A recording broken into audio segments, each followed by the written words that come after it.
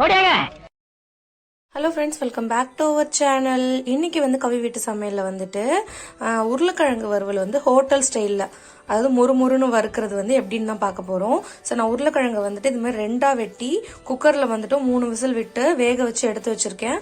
So அடுத்து என்ன ப்ராசஸ்ன்னு பார்க்கலாம். சைட் பை வந்துட்டு நான் வெங்காயம் வந்துட்டு நம்ம இதுக்கு முட்டைக்கு வெட்டுவோம் இல்லையா, முட்டை பொரியலுக்கு குட்டி குட்டியாக அது மாதிரி வெட்டி வச்சிருக்கேன். அதோட சைடில் வந்துட்டு தக்காளி, இது வந்து வெங்காயம் நீட்டு வாக்கில், இது வந்து சாம்பாருக்கு ரெண்டுமே. ஸோ இதுக்கு வந்து இன்னொரு தக்காளி வந்து அரிஞ்சு வச்சுக்கிறேன் நான் குட்டி குட்டியாக. இன்னைக்கு வந்து தை வெள்ளி இன்னைக்கு ஆக்சுவலாக. ஸோ அதனால நான் தான் இன்னைக்கு குக்கிங் செய்கிறேன். 1 வீக்காக வந்து வீடியோ வந்துட்டு எடுக்க முடியல, கொஞ்சம் பிஸி ஷெடியூலு. ஸோ எடுக்க முடியல, இன்னமும் ரெகுலராக இருக்கும் கண்டிப்பாக. ஸோ இது அடுத்து வந்து என்ன பண்ணலான்றதை காட்டுறேன் வீடியோவில். ஓகே, இப்போ வந்துட்டு நான் உருளைக்கிழங்கு வந்துட்டு குட்டி குட்டியாக வேக வச்ச உருளைக்கிழங்கு குட்டி குட்டியாக வந்து நறுக்கி வச்சுருக்கேன். ஒரு மீடியம் சைஸில், ரொம்ப குட்டியாகவும் இல்லாமல் ரொம்ப பெருசாகவும் இல்லாமல் மீடியம் சைஸில் நறுக்கி வச்சுருக்கேன். ஓகே, இதில் வந்துட்டு இப்போ வந்துட்டு நான் தனி மிளகாத்தூள் காரப்பொடி இருக்குல்ல, அது வந்துட்டு ஒரு 2 ஸ்பூன் அளவுக்கு நான் போட்டுக்கிறேன். அதோட ஒரு 1/2 ஸ்பூன் அளவுக்கு மஞ்சத்தூள், அப்புறம்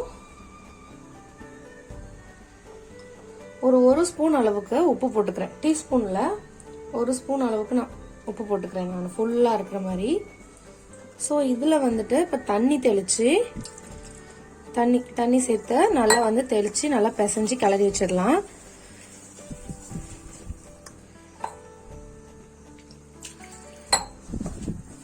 ஸோ மொறுன்னு செய்யறதுக்கு வந்துட்டு இந்த ஹோட்டல்லாம் வைக்கிறாங்க இல்லைங்களா, கல்யாணத்தில் ஹோட்டலெல்லாம் செய்யறது வந்து இந்த ஸ்டைலில் தான் செய்வாங்க.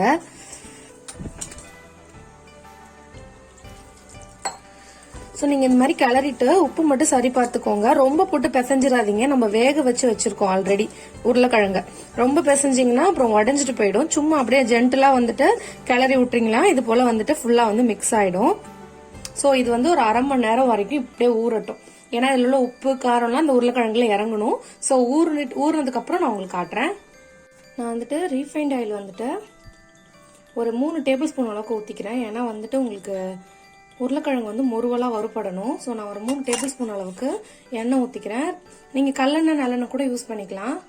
இப்போ வந்து எண்ணெய் வந்துட்டு நல்லா சூடாயிடுச்சு. ஓகே, எண்ணெய் வந்து நல்லா சூடாயிடுச்சு.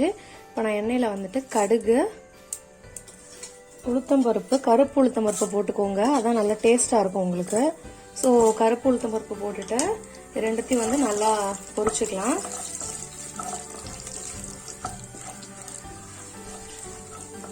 கடுகு வெடிக்கட்டும். கடுகு வெடிக்காம போட்டிங்கன்னா கடுகு வந்து கசக்கும் எப்பயும். நான் இந்த உருளைக்கிழங்கு வறுவல் பண்ணுறதுக்கு வந்துட்டு 1 கிலோ உருளைக்கிழங்கு எடுத்திருக்கேன். ஸோ 1 கிலோ உருளைக்கிழங்குக்கு தான் நான் சொன்ன காரப்பொடி மஞ்சத்தூள் அளவுலாம். ஸோ அது பாதியாக அந்த மஞ்சத்தூள் காரப்பொடி அளவும் கம்மியாகும். ஸோ இது வெடிக்கட்டும், இது வதங்கட்டும், நான் வதங்கணும்னு காட்டுறேன். இப்போ கடுகு உளுத்தம் பருப்பு நல்லா வந்து பொரிஞ்சிருச்சு, வெடிச்சு.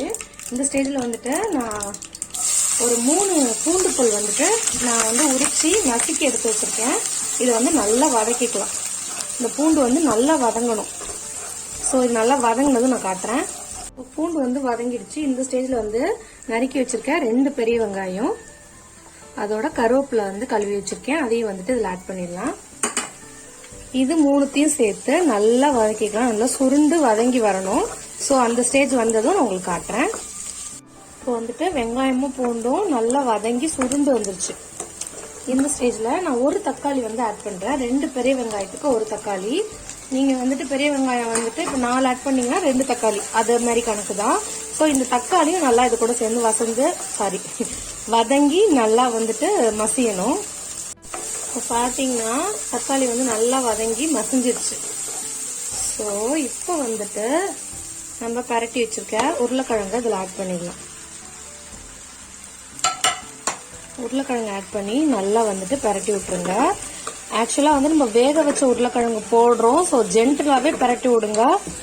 சும்மா போட்டு கிண்டுனீங்கன்னா அப்புறம் குழன்னு போயிட்டு மசியல் மாதிரி போயிடும், அது வறுவல் மாதிரி இருக்காது. ஸோ இது போல் நல்லா ஒத்தாப்பில் வந்துட்டு அந்த எண்ணெய் வந்துட்டு இது ஃபுல்லாக வந்து ஸ்ப்ரெட் ஆகுற மாதிரி நல்லா வந்து பரட்டி விட்டுக்கலாம் இதை.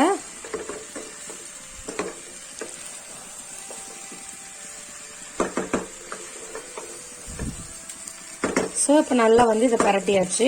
இது வந்து ஒரு 10 நிமிஷம் அப்படியே வந்து அடுப்புலேயே இருக்கட்டும். நான் அதுக்கப்புறம் வந்துட்டு என்ன பண்ணுறதுன்னு சொல்கிறேன் இதை. இது இப்படி இருக்கிறத எப்படி மொருவலா ஆக்குறதுன்றத நம்ம பார்க்கலாம். ஓகே, இது வந்துட்டு இப்போ வந்து நல்லா வந்து குக் ஆயிடுச்சு. இப்போ இதை வந்து எடுத்து அடுப்புலேருந்து கீழே இறக்கிட போறோம். ஸோ இறக்கிட்டு இதில் வந்து நான் தோசைக்கல் வைக்கிறேன்.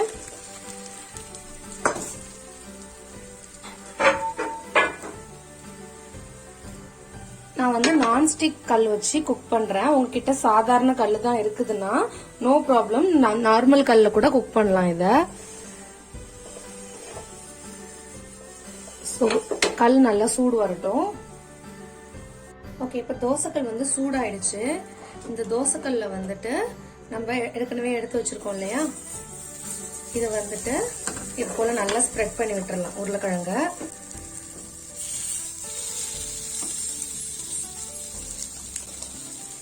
உருளைக்கிழங்க வந்து ஃபுல்லாவே ஸ்ப்ரெட் பண்ணி விட்டுருங்க.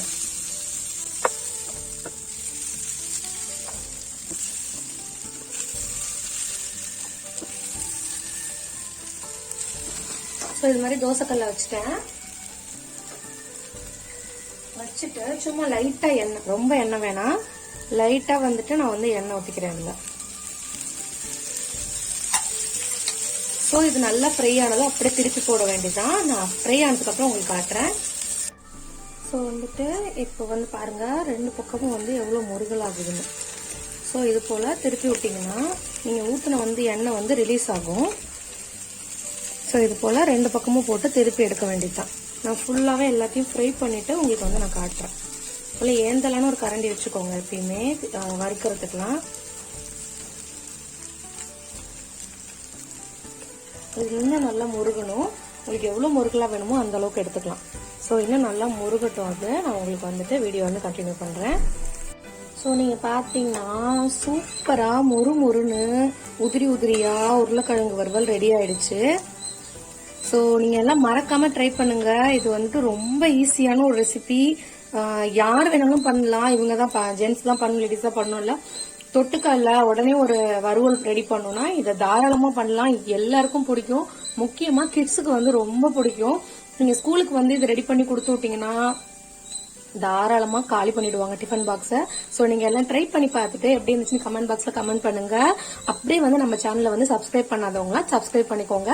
நான் இன்னொரு வீடியோல இன்னொரு சூப்பரான ரெசிபி இல்ல நான் விளாகோட உங்களை மீட் பண்றேன் ஃப்ரெண்ட்ஸ். பாய்.